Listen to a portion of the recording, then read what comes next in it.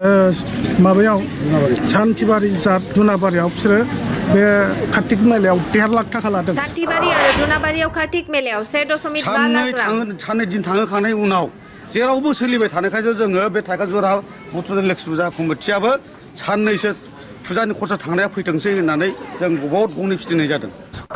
साननैसो दिन थांनायनि उनाव जेरावबो सोलिबाय थानायखायसो जों थाइखाजुरा फुजा कमिटियाबो खरसा फैथोंसै होननानै खनसे खननै फिदिंनाय जादों। कमिटिनिफ्राय मथा मथि अफिस सावनाय जों खोथा होनाखै। कमिटिया बे अफिसखौनो होदों। एबसुआव बे समाव जायगा गैयामोन नालाय आरो इउपिपिएलआबो जायगा गैयामोन। कमिटिया अफिसावनो जेबो खोथा होनाखै।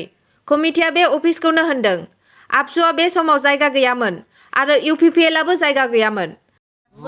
आखाइजों बुथाराखै बेखौ टेबोलखौसो सौदों नों मानो फन हरनो हाया होननानै। आखाइजों बुआखै बेखौ टेबोलखौसो सौदों नों मानो फन हरनो हाया होननानै। थाइखाजुरा एबसुनि रां दोनथुमगिरि हरिचरन बसुमतारीखौ देहायारि गाग्लोबनाय आरो मावख'खौ सावनो होननाय अजदआ नंखाय होननानै खेंफोरथि होदों थाइखाजुरा बाजारनि आफादगिरि उमाचरन नार्जारी, बाजार कमिटिनि सोद्रोमा तुलाचरन ब्रह्म, लोगोसे बाजारनिनो दखानदार आरो रायजो राजाफोरा। लोगोसेनो थानायाव मामला होनायखौबो बोखांनो खावलायदों। बुंनाया डाइरेक्टलि केसखौ बोखारनांगौ आरो केसखौ बोखाराबा दिनै माने बिसिनि रुल मथे माने फल' खालामनानै खामानि मावदों। बिसोरो जोंनि माबायाव सान्थिबारि जात दुनाबारियाव बिसोरो बे कार्तिक मेलायाव 1.5 लाख थाखा लादों। आं माने रुला दङब्ला मानो फैसा लानांगौ बियो नांगौबा बन्द' खालामनांगौमोन। बिदिनो बेयावबो बिथाङा बेयाव थाखा मोनैनि थाखाय बियो बेखौ बेबायदि ओरै थुना होदों। पुलिस सेकेन्ड आइसिया माने फैनानै नै नोंसिनावनो माबा हरना दं नै टकनजों थुनानै सेकेन्ड आइसि बिथाङा माने बुंफैदों नैबे लांगोनायावनो। बुजायनानै जोंनो लाबोफिनदों आरो। नाथाय गोबां थांनो नाथाय साबानि नामाल' फैदों। बेफोर गावसोरनि खोथा जेरै गावसोर मा नुदों गावसोरनि नोजोराव दं। जा बुंनांगौ जेबो गैया। दा मा लुबैयो नोंथांमोना? जोंथ' बुंदों माने लकेलिटिखौ डेभेलपमेन्टखौ माबा सान्तिखौ लुगैयोब्ला बेफोरबायदि एफआइआर सेफायार जानो नाङा। कमप्रमाइस लाइनजों सोलिनांगौ आरो जुदि एबाराव थाङोबा गावसोरनि खोथा जा बुंनांगौ गैया सरकारा मा खालामगोन। फुजानि नामाव मेला होनायखौ लानानै गोबां जायगायावनो दावराव दावसि जाबोदों। बेखौ नोंसोरो जों बेनि थाखायनो जों साननै होखायाखै। साननै दिन थांखांनायनि उनाव जेरावबो सोलिबाय थानायखायसो जोङो बे थाइखाजुरा बुथुनि लक्ष्मी फुजा कमिटियाबो साननैसो फुजानि खरसा थांनाया फैथोंसै होननानै जों बहुत गंनै फिदिंनाय जादों। बेनि अनगा जों जेबो खामानि मावाखै। रायजोआव सोंनो हागोन। थाव साबुन दाउ खेला मोनसे दाउदै खेला मोनथाम बास बेनो। जेबो दाहो जौ जुवा हटेल दाहो बेखौ होनदों। आरो आनसलिकनिफ्राय मोनसे खोथा प्रेसिडेन्ट बिथाङा बुंदों जों बिथांजोंबो रायज्लायहरदों। बिथाङा बुंदों जुदि लकेलिटिया नोंसोर लकेलनिफ्राय जुदि एक्टिभ हिसाबै खामानि मावोब्ला गोदोनिफ्राय नोंसोर मेला फुजा होबाय थाग्राबा नोंसोरो थाव साबुन खेलाफोरखौ साननै सानथाम होनो हागोन जोंहा आपत्ति गैया। खिन्थु दैथुन बसुमतारी बिथाङासो इउनिटनि प्रेसिडेन्टआसो बाव गावसोर राब लानानै माने गाव एसे माबा मा होनो वान साइड सिस्टेमा साननानै बिदि मावदों बेखौ जों बुंनो हाया। बे गावनि साननाय बियो। बे दिनाव जाहैबाय जोंहा लोक्षि फुजा जों खुंग्राखा बोसोरे जों खुंबोय फ्राय दिनैसिमा 40-50 बोसोरनि बारबाय आरोखि। आच्चा बारनायनि गेजेरजों मैयानि बेलायावबो पारमिसनखौ जों मोनखायाखै हिसाबै होमबा जोंहा फुजाखौल' होदिनि। खिन्थु जोंहा बेवहाय ओनसोलनि मोनसे सातगामि हिसाबै मोनसे सेंग्राफोर दङ। मारै बिदि दं होनो एसे माबा गैयाबाबो एसे थुक थाक बेरायनाय नामैनो बा बांद्राय नामैनो एसे साहा खरसबो ओंखारो खोमा होननानै 2 रिं खेला होदों। ओमफ्राय दाउ ना दाउदै होदों खेबसे जोबखाथारबायमोन 4थासो सम। दा बे समावनो जोङो बे खेलाखौ बिसोर होदों। ओमफ्राय बे समावनो ओमफ्राय 6थायावनो बन्द' खामोन जोंनिया खेलाया।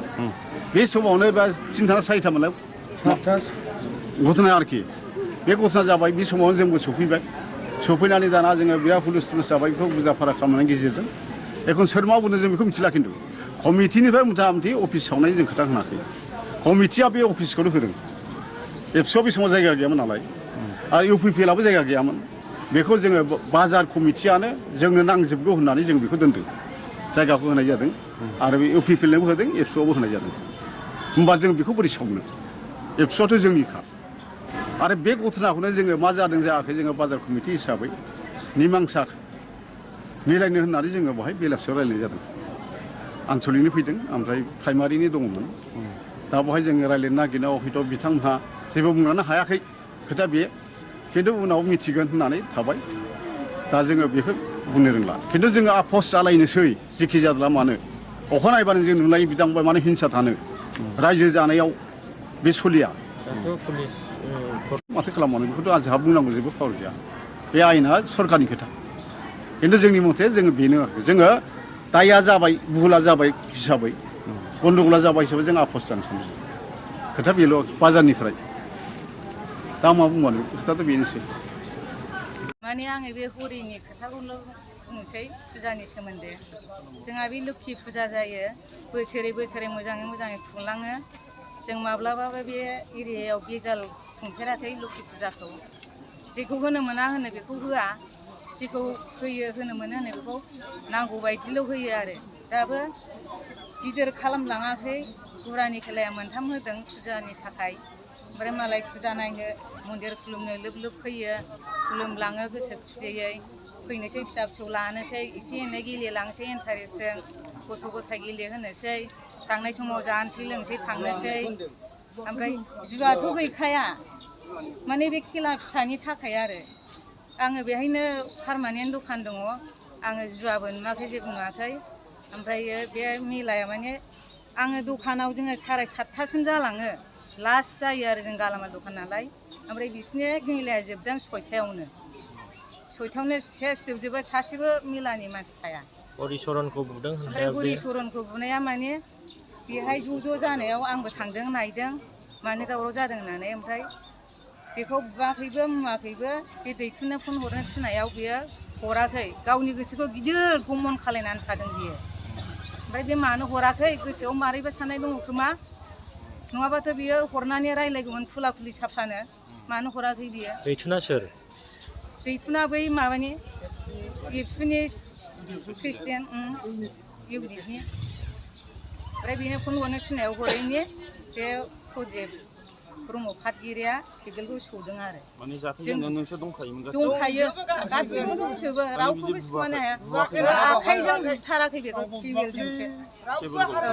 टेबोलखौसो सौदों नों मानो फन हरनो हाया होननानै बेबायदिसो जादों ओमफ्राय बेखौ आखाइजों रावबो बुवाखै सैथोखौ आङो बुङो आं गथ' खांफुनाय मानसि आरो बे एरियायाव बे बाजार एरियायावनो बे दखान होनानै सोलिनानै दङ ओमफ्राय बेबायदि दावराव दावसिखौ मानो लुबैदों एबसु अफिसखौ सावगोन होननाय बाथ्राफोरखौनोसो खोनादों नामा एबसु अफिसखौ सावगोन होननायाथ' रावबो बुङाखै नों आं हौवाफोर सोरबा दुथां मानसिफ्रा बुख्रुबनांगौ सावनांगौ बिदि खोथा गैया रावबो बुङाखै बेखौ बे आं गेजेरनि जानानैसो आं दखानदार नालाय बेनो आंनि खोथा